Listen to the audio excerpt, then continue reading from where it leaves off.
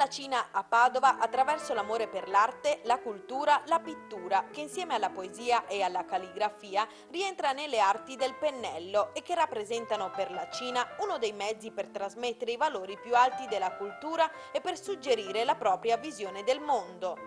Ed è partendo da questi valori che si è svolto alla Scuola Internazionale Italo-Cinese di Padova, inaugurata 2 anni fa, l'evento Abbracciando la Cina, i colori di Guizhou, incontro tra pittori italiani e cinesi, ovvero uno scambio culturale organizzato e sponsorizzato dalla Federazione Nazionale Cinese dei Cinesi d'Oltremare, dall'Associazione di Guizhou per l'amicizia dei cinesi d'Oltremare e dalla Federazione di Guizhou dei Cinesi d'Oltremare, alla presenza del console di Milano, del consigliere della Commissione per la rappresentanza degli stranieri residenti a Padova e del presidente dell'Associazione dei Cinesi nel Veneto e dell'amministrazione patavina. È stata anche un'importante e significativa occasione per incrementare la conoscenza e comprensione della cultura e dell'arte cinese. Come dice il suo cartello, costruiamo il futuro dei bambini. Sì, questo è un incontro molto importante tra i pittori italiani e i pittori cinesi, non solo, anche per la nostra scuola,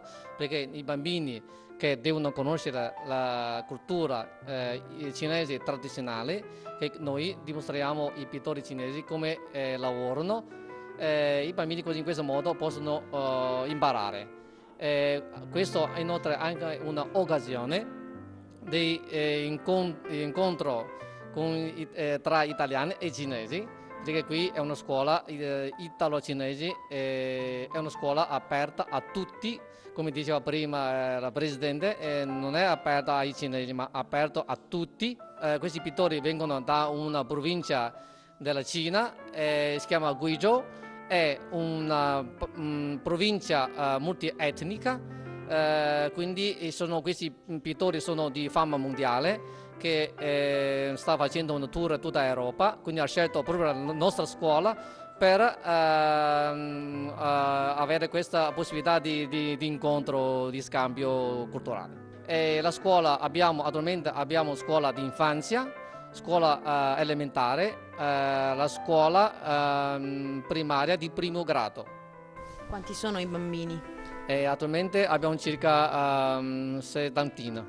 Abbiamo 17 insegnanti italiani e 5 insegnanti cinesi. Gli artisti sono arrivati dalla provincia di Guizhou per spiegare e insegnare agli studenti della nuova scuola la tecnica cinese della pittura a olio, importata dall'Europa e riaffinata nella speranza di avvicinare gli studenti allo scenario della Cina contemporanea, studiare entrambe le culture e per diventare essi stessi promotori di uno scambio culturale che può essere un modo per spingere l'integrazione. Il cinese forse è la lingua del futuro, vista la presenza di bambini cinesi in Italia e in Europa e visto l'importanza dal punto di vista economico che sta avendo la Cina sempre più nel mondo. E il programma della scuola è esattamente quello della scuola italiana, secondo le indicazioni del Ministero. In più però si studia cinese tanto quanto l'italiano. È una scuola con un clima bellissimo, c'è una bellissima collaborazione tra gli insegnanti, è una scuola da venire a vedere, da venire a visitare. La comunità cinese è una realtà ormai consolidata a Padova ed è una realtà importante di Padova, anche non solo nel tessuto sociale ma anche nel tessuto economico. Questo è un esempio di virtuosità perché è la miglior scuola d'Europa cinese, ce l'abbiamo qui a Padova, quindi è motivo di vanto.